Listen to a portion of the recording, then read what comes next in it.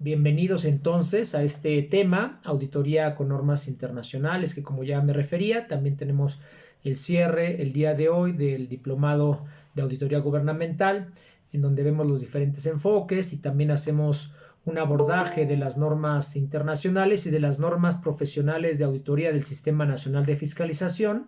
que como saben es el complemento ideal para poder aplicar estas mejores prácticas. Pues aquí unas recomendaciones que nos hagan favor de apuntar su nombre en el chat y también su correo electrónico, las preguntas y sugerencias también en el chat y al final nos van a hacer favor en caso de que existan algunas de leerlas para poder solventarlas, los que puedan, las que puedan, tener prendidas las cámaras durante la sesión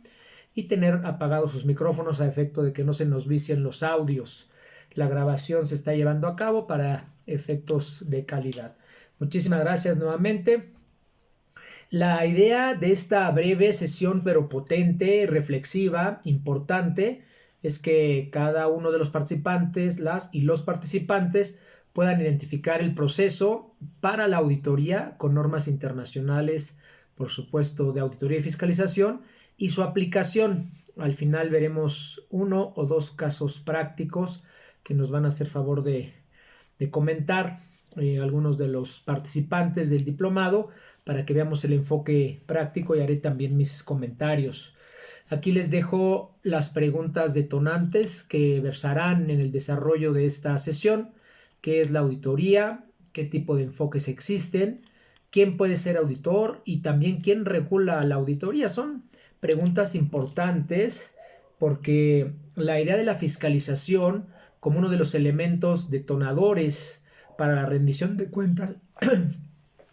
para la rendición de cuentas, tiene que ver precisamente con esa eficacia que se logre y con uno de los grandes componentes que es condición sine qua non para que el auditor o la auditora o el proceso de auditoría y fiscalización se lleve a cabo de manera exitosa. Y uno de los grandes componentes pues es la independencia. No lo dice solamente México, lo refiere por supuesto la INTOSAI, la Organización Internacional de Entidades de Fiscalización Superior, en donde se tiene ya prácticamente 70 años de creado este organismo internacional y se generan ahí las mejores prácticas, las guías, las normas profesionales de auditoría, los diferentes niveles, que son los que van a dar certeza a la ejecución del trabajo de auditoría, que tiene que ver con un enfoque eminentemente científico, eminentemente quali y cuantitativo, en donde tenemos que tratar de ser lo más objetivos posibles para lograr identificar esos posibles hallazgos, pero también dar las observaciones, las recomendaciones y en su caso los programas de trabajo que se puedan estar efectuando para lograr ir moviendo las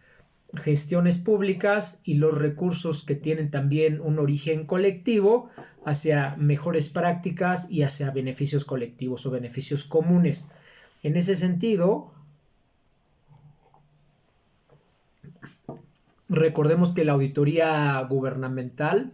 pues va a contribuir de manera eficiente y eficaz a tratar y a procurar de optimizar los recursos y por supuesto ahí ya tenemos una serie de condiciones inherentes a la propia fiscalización, tanto en el apartado público, pero también en el apartado privado, que por ejemplo ahora estamos aplicando muchas auditorías de carácter forense, que tienen un enfoque para detectar en dónde hay desvíos de recursos, en dónde hay fraude, en dónde hay malversación de recursos en la iniciativa privada, para reducir las salidas ilegales de esos recursos o la pérdida de activos que se da con cierta frecuencia también en la iniciativa privada, no solo en la administración pública, y procurar asignar controles que permitan dar continuidad en el caso de la iniciativa privada, pues con las operaciones, y en el caso de la administración pública, mejorar de manera importante in situ, ahí con una buena técnica de comunicación, de concientización por parte del auditor con los entes fiscalizados o los entes auditados, con las personas que están realizando y que están siendo sujetos a estos procesos de fiscalización para lograr implementar en su caso las mejores prácticas del sector, apegándonos siempre como condición inherente a la perspectiva de la formación del propio auditor, a los cumplimientos legales, normativos y regulatorios, que es muy importante. Y en ese sentido, por supuesto, también se promueve de manera clara la eficiencia dentro de la administración pública y que esto finalmente debe o debería generar valor a la sociedad. Ese es uno de los grandes quits, de las grandes metas que tenemos en la fiscalización, que tiene la propia auditoría per se, la auditoría por sí misma, precisamente para ir moviendo las cosas en función de las mejoras como ya he comentado, desde una perspectiva social, desde una perspectiva colectiva, que tenga esta función inherente de mejorar las cosas. Y básicamente yo hago un enfoque personalísimo en donde pongo el énfasis de la auditoría y la fiscalización en el caso de la pública en dos grandes indicadores, y de ahí se desagregan todos los demás indicadores, tanto contables, financieros, presupuestales, programáticos y de cumplimiento, que puedan estarse llevando a cabo, los cuales yo refiero básicamente son: uno, la expectativa de vida. ¿Qué porcentaje, qué expectativa de vida tenemos las y los mexicanos actualmente? 75 años más o menos, las mujeres un poco más, los hombres un poco menos. Ese es el promedio. Sin embargo, si vemos países con riqueza similar al mexicano, observamos que tienen mejor expectativa de vida. Eso ya es una preocupación, porque tiene obligaciones inherentes el Estado precisamente para eso, para tratar de garantizar que las personas vivan más tiempo. Y de ahí se desagrega todo, por supuesto: el desarrollo económico, los ingresos, el poder adquisitivo, la infraestructura, la educación, la salud, etcétera, la seguridad, todos estos elementos que son muy importantes para poder lograr mejoras de manera clara y de manera eficaz, como lo refiere el artículo 134 constitucional. Y el segundo indicador, que a mí me parece también que es muy importante, es precisamente la calidad de vida. ¿Qué tan bien vivimos los mexicanos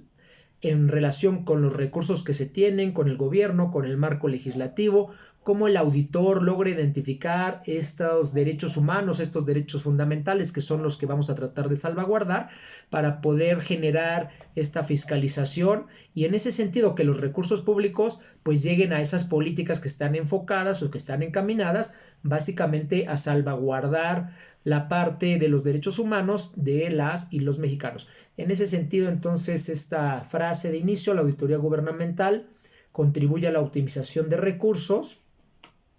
promoviendo la eficiencia en la administración pública y generando valor para la sociedad. Bueno, ahí tenemos estas características como condiciones inherentes a la propia fiscalización, que son relevantes y que por supuesto tiene que ver con estos elementos a los cuales nos vamos a ir refiriendo a lo largo de esta brevísima, diría yo, charla concientizante, reflexiva, y por supuesto para tratar de mejorarnos y mejorar las posibilidades mediatas e inmediatas que tenemos cada una de ustedes y cada uno de nosotros.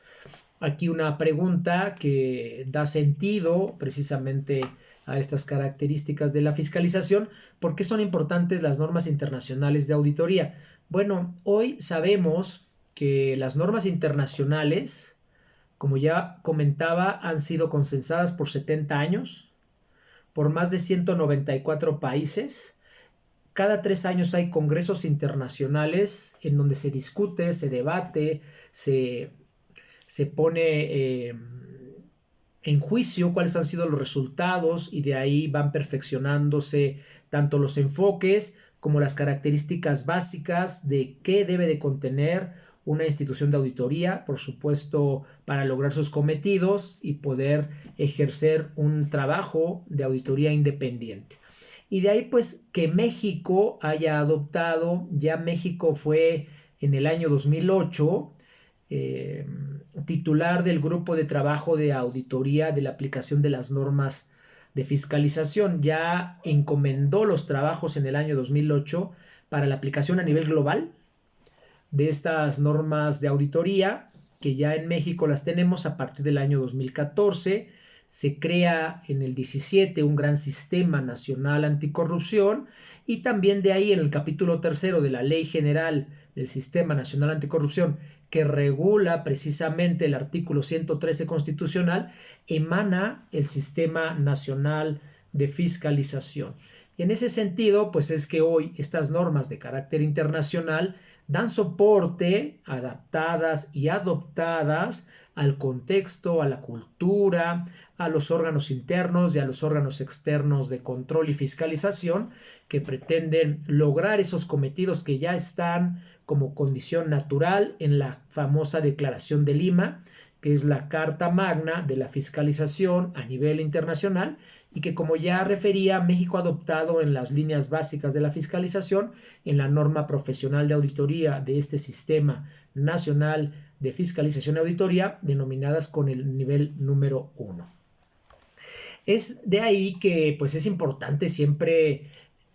dar definiciones, no solo la que ustedes ven en pantalla, por supuesto, como una actividad profesional, multidisciplinaria. Ya hoy ya no es una actividad solo de contadores o de licenciados en finanzas, también ya tiene que ver con una serie de profesiones mucho más amplias y especializaciones diferentes. Se vuelve un trabajo multidisciplinario, multifactorial, en donde tenemos contadores, financieros, economistas, abogados, médicos, enfermeras, arquitectos, ingenieros, sociólogos, etcétera. Dependiendo del tema que vamos a estar abordando, por supuesto, tendremos que contar con el respaldo multidisciplinario de diferentes profesiones. Y estos dos elementos estarán circunscritos a la perspectiva tanto de la auditoría interna como de la auditoría externa, que hoy pues dan parte de lo que el artículo 8 de la Declaración de Lima marca como un trabajo continuo por parte del auditor interno, que está a los 365 días del año en el ente o en la iniciativa privada, y también conjuntamente con el auditor externo, que tiene un poco más de independencia y que logra tener mayor lejanía a la gestión propiamente de aquel ente público, y eso da una perspectiva de más objetividad, de menos cercanía, en donde pueden apreciarse menos conflictos de intereses, no necesariamente siempre ni como condición sine qua non, pero es una constante, ya que se encuentran alojados en diferentes poderes. Regularmente el titular o el órgano interno de control está dentro del poder ejecutivo, al igual que en las empresas privadas se encuentra dentro de la empresa, aunque la línea de reporte es a la junta de accionistas, al gobierno corporativo, que eso le da mucho más fuerza y más potencia que en el caso mexicano, que se le reporta al titular. Y entonces, bueno, ahí tenemos una serie de mecanismos que pueden darle minusvalías importantes a la aplicación de la auditoría interna, pero para eso el auditor externo, y lo que recomienda esta Declaración de Lima, es que el auditor externo sea el que verifique la eficacia del auditor interno. Eso en México todavía no lo tenemos, esperemos que vayamos avanzando en ese sentido. Estas recomendaciones pues ya tienen algunos años, algunos lustros y algunas décadas que se hacen, desde el año 1977, que da inicio la Declaración de Lima, precisamente en uno de los congresos que se lleva en la ciudad de Lima. En ese sentido, tenemos, por supuesto, otras perspectivas de auditoría, y el contexto original lo definía muy bien Oxford Language. Lo que refería esta institución es que básicamente era una inspección o verificación de la contabilidad, y en ese sentido pues era la auditoría originaria, básicamente a los libros contables, a la contabilidad, a los estados financieros, realizada por un auditor, un profesional con una carrera afín al entendimiento de las normas y de la ejecución de auditoría en esa revisión de estados financieros, contables y presupuestales para verificar los resultados obtenidos. Pero hoy se ha modificado. Hoy ya no solamente es eso, también ya, por ejemplo, para la IIA, el Instituto de Auditores Internos, con sede en Miami y con 167 países miembros asociados, pues ya refiere que la auditoría es una actividad profesional multidisciplinaria en donde los entes internos van a realizar el cumplimiento de metas, de objetivos, y verificar la normatividad que se está llevando a cabo para la adecuada gestión y cómo podemos ser más eficientes y más eficaces. En este tenor también, ya con base en este soporte de un organismo internacional, el Instituto Mexicano de Auditores Internos, que es el capítulo México específicamente de este Instituto de Auditores Internos, que es un organismo asociado a la Organización Internacional de Entidades de Fiscalización Superior, denominada INTOSAI, su acrónimo en inglés, refiere que ya la auditoría interna tiene que ser, nuevamente esta característica, una actividad independiente, pero también objetiva, de aseguramiento y consulta, concebida para básicamente agregar valor y mejorar las operaciones de las organizaciones. Entonces, bueno, ahí tenemos un elemento importante, es como tener un médico en el trabajo y pues que esté verificando precisamente la salud de las personas que están colaborando en ese ente o en esa organización. Lo mismo pasa con el auditor interno desde la perspectiva de la revisión médica científica, de la posición económica, financiera, presupuestal, contable y de los resultados inherentes a la propia institución. Pero también tenemos la propia definición de la INTOSAI como un proceso sistemático. Cambia. Si observan, en cada una de estas definiciones tenemos elementos adicionales, pero hay uno que es un patrón durante estos análisis, que es independencia. Independencia y objetividad. Tiene que estar esta característica basada precisamente en estas dos grandes tendencias o dos grandes principios. Y se va a obtener también con evidencia, pero hay que evaluar esa evidencia para determinar, en su caso, si las condiciones reales están de acuerdo con los criterios establecidos. Pues ahí el gran tema de estas definiciones.